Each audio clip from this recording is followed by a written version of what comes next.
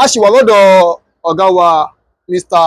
Ṣẹ́gun Ṣóyínká tí gbogbo àwọn yẹn mọ̀ sí Ṣẹ́gun Mark ní pẹ̀lú iṣẹ́ ìwádìí lọ́lọ́kanòjọ̀kan nípa àwọn èròjà tí a fi ń tún àwọn ọkọ̀ ńláńlá ṣe. A wà nídìí engine and gear báyìí, ẹ̀yin náà wò dáadáa ó kàbàdí ńlẹ̀. Ẹ bá ń káwọn ọmọ Nàìjíríà ọ̀gá wa. A kí gbogbo àwọn èèyàn ọmọ Nàìjíríà kú dédé àsìkò yìí, Ọlọ́run ò ní fi wá sílẹ̀.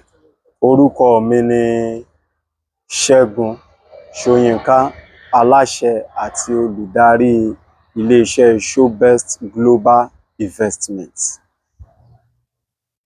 Sir, ẹ bá wa ṣàlàyé nípa àwọn engine and gear yìí. Gẹ́gẹ́ bí a ti ń sọ wípé ní iléeṣẹ́ wa, àwọn nǹkan ẹ̀yà ara ọkọ̀ tí ó jẹ́ ti àwọn ọkọ̀ ńlá tí àwọn Yorùbá ń pè ní ọkọ̀ àjàgbéjò, òun ni à ń tà tí à ń rà ní iléeṣẹ́ yìí. Ibi tí ìdí tí a dé yìí, ìdí ọjà tí a dé yìí, òun ni à ń pè ní engine, complete engine and gear. Complete engine and gear. Engine leléyìí báyìí, bí engine ṣe máa ń rí nì, bí engine trailer ṣe máa ń rí nì. Ti Mark ní eléyìí. Ó wá tún pé oríṣiríṣi, ó pé oríṣiríṣi. Àwọn engine ti Mark yìí ó ń lọ bí oríṣi márùn-ún. Ó ń lọ bí oríṣi márùn-ún. Eléyìí tá a wà nídìí ẹ̀ yìí, òun ni à ń pè ní electric free timing engine. Electric free timing engine, òun ni à ń pè. So, electric free timing engine. So, àwa náà ó ti rí gbogbo àwọn tó wà lára ẹ̀ tó rọ̀ mọ́. Kíìkì rẹ̀ rèé, kíìkì ní lára ẹ̀. Alternator rèé, gear gẹ́gẹ́ bí a ti fi hàn wá lẹ́ẹ̀kan. Gear leléyìí bó ṣe máa ń so mọ́ ara engine láti ṣiṣẹ́, òun ni a ti rí yìí, òun ni a ti rí yìí.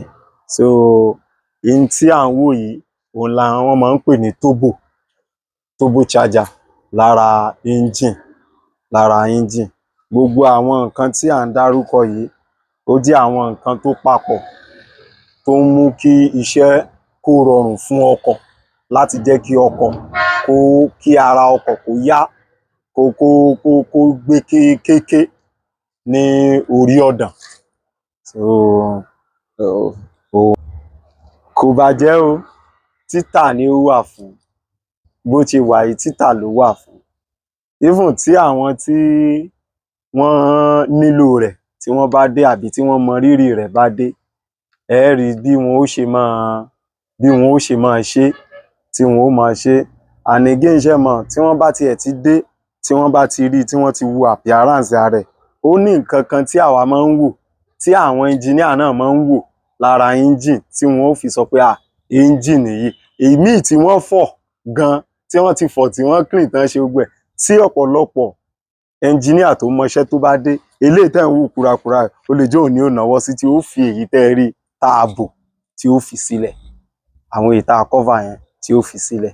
Ẹ jẹ́ ká ẹ ṣe, ẹ rí i pé mo sọ fún yín pé, mo sọ pé CH electric free timing òun ni engine yìí. Ṣé rí reason tá a fi pè ní free timing, ẹ rí i pé mo lo electric free timing. Ṣé rí engine tá à ń pè ní CH, tá a bá sọ pé CH, tó bá ti lè, tí a bá ti lè sọ wípé electric ni, wípé free timing, tí wọ́n bá ti sọ pé timing, free timing, wípé wọ́n ti ń sọ fún wa wípé iná ló ń lò. Injector ni, iná ló ń lò. Ó jẹ́ oníná tó ń lo brain box. Brain box. Without brain box kò lè ṣiṣẹ́. Tá a bá ti wá ń sọ pé free timing, kì í ṣe àwọn, ó ti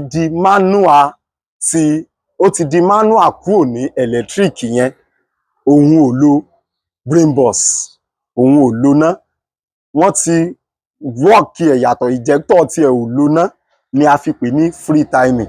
Ẹ wá wo bí injector free timing yẹn, ẹ wá wò bóun ṣe rí. nítorí màá padà fi ìjẹ́tọ̀ ti èyí tó jẹ́ electric yẹn màá padà fi hàn wá tí ẹ fi rí ìyàtọ̀ nínú ohun tí à ń sọ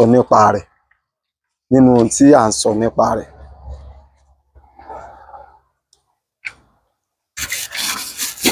Ẹ wò ìjẹ́tọ̀ ẹ̀ nìyí, free timing òun ni. Bí free timing ìjẹ́tọ̀ bó ṣe máa rí leléyìí, tí ò ń ṣe ìjẹ́tọ̀ oníná bó ṣe máa rí ni. Èyí tó jẹ́ oníná màá fi hàn wá ní ìsìn tí a rí lára àwọn jíà tí.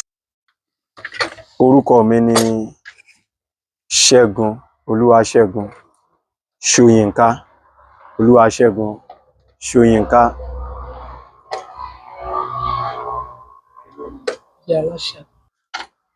Phone number 08033699407. 08033699407.